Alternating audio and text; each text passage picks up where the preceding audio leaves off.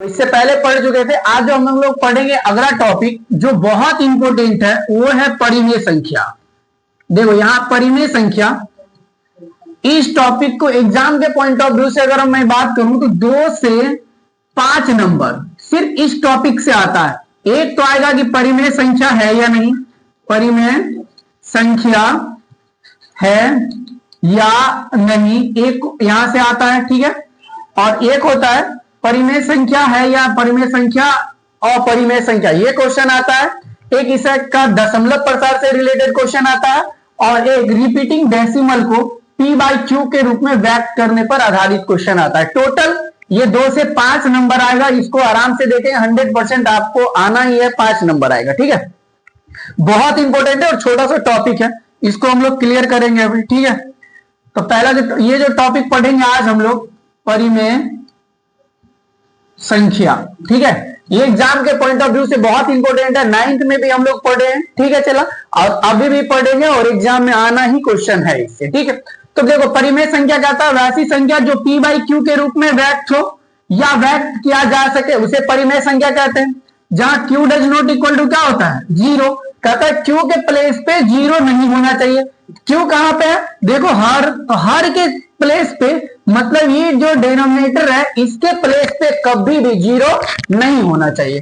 तो प्रश्न आता है कि सर ऊपर में p के प्लेस पे 0 हो सकता है, तो p के प्लेस पे 0 हो सकता है, इसके प्लेस पे 0 नहीं होना चाहिए। पहला चीज आया, इसके प्लेस पे 0 आएगा तब क्या होगा उसको हम लोग देखेंगे, ठीक है।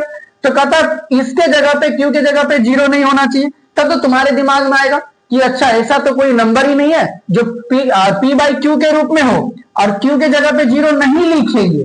अब ऐसा भी अगर करेंगे और p/q के रूप में रिप्रेजेंट करना होगा तो सभी नंबर को किया जा सकता है। 2 है, देखो 2/1 p/q के रूप में आ गया, q के प्लेस पे 0 नहीं है, ये भी सही है। तो कोई नंबर ही नहीं बचेगा जिसको p/q के रूप में नहीं लिख सकते। आप 10/1 लिख दो, p/q के रूप में आ गया। अगर आप लिखते हैं 2/1, ये भी देखो p/q के रूप में आ गया, p/q के रूप में आ गया। लेकिन क्या q के प्लेस पे 0 नहीं होना चाहिए, वो भी शर्त पूरा हो रहा है, दोनों सही है। लेकिन सर ये नहीं है, तब तो कोई नंबर मान लो 3 लिखो फिर भी 1 लिख दो, p/q ये भी परिमेय संख्या है।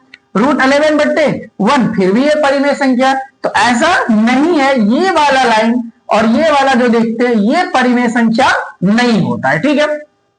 अब उसको समझते क्यों नहीं है उसको हम लोग समझेंगे, ठीक है। अगला जो आता है, चला देख अगला जो आएगा, अब यहाँ पे डिटेल से थोड़ा सा समझते हैं, ठीक है। तो कोई भी एक नंबर ले लो, ठीक है। देखो 0, 1, -1, -2, -3, -4, 1, 2, 3, 4। कहता है क्या, इसमें कोई भी नंबर अगर लिखते हैं तो p/q के रूप में लिखते हैं 3। देखो दोनों इसी से नंबर बिलोंग करता है। -2/-5 ये भी देखो इसी से बिलोंग करता है, निगेटिव इस साइड है, पॉजिटिव इस साइड। अगर बढ़ते जाते हैं तो कहीं ना कहीं निगेटिव और पॉजिटिव दोनों मिलेगा, ठीक है। इसका मतलब, कहने का मतलब क्या है कि ये कोई भी परिमेय संख्या लिखते हैं तो ये जो इंटीजर नंबर लाइन है इसी से बिलोंग करता है। इसका मतलब p/q के रूप में लिखेंगे तो q does not equal to ये भी होना चाहिए, q does not equal to 0। और दोनों p और q दोनों किससे बिलोंग करना चाहिए, तो इंटीजर नंबर से। तो लिख सकते हैं p, q belongs to integer number, आप लिख सकते हैं इंटीजर नंबर। इसका मतलब दोनों किससे आना चाहिए, p और q दोनों किससे बिलोंग करना चाहिए, इंटीजर नंबर से, ठीक है। यहां तक में कोई दिक्कत की बात नहीं है। नहीं तो ऐसे याद रखोगे सिर्फ कि अच्छा q does not equal to 0 तो कोई नंबर ही नहीं मिलेगा जिसको p/q के रूप में रिप्रेजेंट नहीं कर सकते हैं। सब नंबर को आप 7 देखो, √7 1 लिख दो p/q। तो कहता है दोनों p और q, रूट वाला देखो इसमें कहीं नहीं है, निगेटिव में भी नहीं और पॉजिटिव में भी नहीं है। इसका मतलब कि रूट वाला नहीं होना चाहिए, रूट वाला आ गया तो परिमेय संख्या नहीं होगा, ठीक है। अब यहां तक में कोई दिक्कत की बात नहीं है। चले हम लोग आगे। तो ये बात समझ में आ गई कि रूट वाला नहीं होता है इंटीजर नंबर में, इसीलिए p और q में रूट वाला नहीं होना चाहिए, ठीक है। अब आता है कि सर p/q के रूप में हम तो लिख दिए p/q के रूप में। अब इसको p, देखो q से p को डिवाइड करेंगे तो क्या वैल्यू आएगा, ठीक है। जैसे देखो 2/3 लिख देते हैं तो क्या होगा, 4/5 लिख दें तो क्या होगा, अब 10/25 लिख दो तब क्या होगा, और 13/7 लिख दो तब क्या होगा। अब इसकी पॉसिबिलिटी, अगर हम इसको इससे डिवाइड करें तब क्या होगा, डिवाइड करेंगे तब क्या होगा, डिवाइड करेंगे तब क्या होगा, इसको डिवाइड करेंगे तब क्या होगा। तब तो पॉसिबिलिटी आती है टोटल 2 पॉसिबिलिटी आती है। आप दशमलव में थोड़ा सा हम लोग पढ़ेंगे, उसके बाद रिलेट करेंगे इसको, ठीक है। देखो दशमलव के बारे में पढ़े थोड़ा सा। दशमलव कितना टाइप का आप लोग देखें, कितने टाइप का, टोटल 3 देखे, है ना। जैसे रहेगा, देखो दशमलव टोटल देखे 0.2, देखो ऐसा देखे होंगे, या एक ऐसे भी देखे होंगे 0 या 10.23 ऐसे डॉट डॉट। देखो एक ऐसे देखे होंगे। तीसरा होता है कि 0.100 कुछ भी रहे 000। देखो इसमें 1 ऐसे के डॉट डॉट बढ़ते, 3 टाइप का। एक तो देखो दशमलव के कुछ अंकों के बाद कोई नंबर भी नहीं आ रहा है और रिपीटिंग भी नहीं हो रहा है, इसको कहते हैं शांत दशमलव। ये क्या होता है, शांत दशमलव, शांत दशमलव। देखो और इसको क्या कहते हैं, ये देखो रिपीट हो रहा है। अब रिपीट हो रहा है ये दोनों, तो रिपीट हम क्या कहा, इसको इरेज कर देते हैं। क्या कहा क्वेश्चन में कि चलो इसको रिप्रेजेंट करने के लिए हम लोग क्या करेंगे, ये वाला इरेज कर दे जो रिपीट नहीं हो रहा था। चलो उसको बाद में देखेंगे, ठीक है।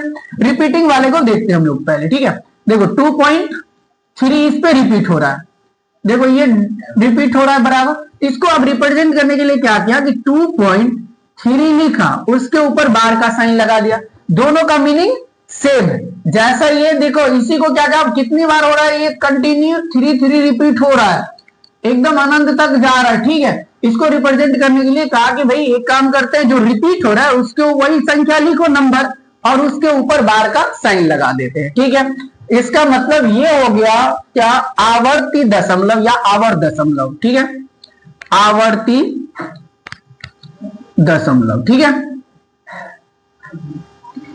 अब देखो उसके बाद बताया गया था कोई नंबर होगा 2.39, देखो इसके बाद डॉट डॉट भी नहीं है, कोई रिपीट भी नहीं हो रहा है, किसी इसके ऊपर मान लो कि बार का साइन भी नहीं लगा है। इसका मतलब ये क्लियर हो जाता है, ये क्या है सर, अगर ऐसा अगर है रिपीटिंग तो ये आवर्त दशमलव, अगर ये रिपीटिंग नहीं है जैसे 10.23 ऐसे डायरेक्ट है, इसका मतलब ये क्या हो गया, शांत दशमलव, ठीक है। अब डिपेंड करता है कि ये आता कैसे, इस पे हम लोग देखेंगे। 7/2 ले लो, इसको 2 से डिवाइड करोगे तो क्या आएगा, शांत दशमलव। आप देख सकते हैं इसको क्या डिवाइड करेंगे तो क्या आएगा, शांत दशमलव। अब 10 को 7 से डिवाइड करोगे तब क्या होगा, आवर्ती दशमलव। क्या आएगा, आवर्ती, देखो आवर्ती दशमलव, ठीक है। अब आएगा, तो अब ये डिपेंड करता है किस पे, p/q के रूप में अगर कोई परिमेय संख्या है तो ये q पे कहता है इसका फैक्टर या तो केवल 2 या 2 × 5 के रिलेशन में हो, या केवल 5 हो, q का फैक्टर, तब ये क्या होगा, शांत दशमलव। तब क्या होता है, शांत दशमलव। हम लोग कुछ एग्जांपल से देखेंगे। अदरवाइज ये भी रहे 2 रहेगा, 5 रहेगा, या 2 × 5 रहेगा, इसके साथ अगर कोई भी नंबर आ जाता है, मान लो 3 आ जाएगा, 7 आ जाएगा, तब ये क्या हो जाएगा, आवर्ती दशमलव। क्या हो जाएगा, आवर्ती दशमलव। अब यहां पे हम लोग देखेंगे, समझेंगे कैसे आता है, ठीक है। अब यहाँ पे क्वेश्चन से समझते हैं। देखो 22 में हम 7 लिखते हैं, इसको फैक्टराइजेशन करोगे तो 7 ही रहेगा एज इट इज। इसका मतलब ये क्या हो जाएगा, आवर्ती दशमलव। देखो आवर्ती दशमलव, देखो ठीक है।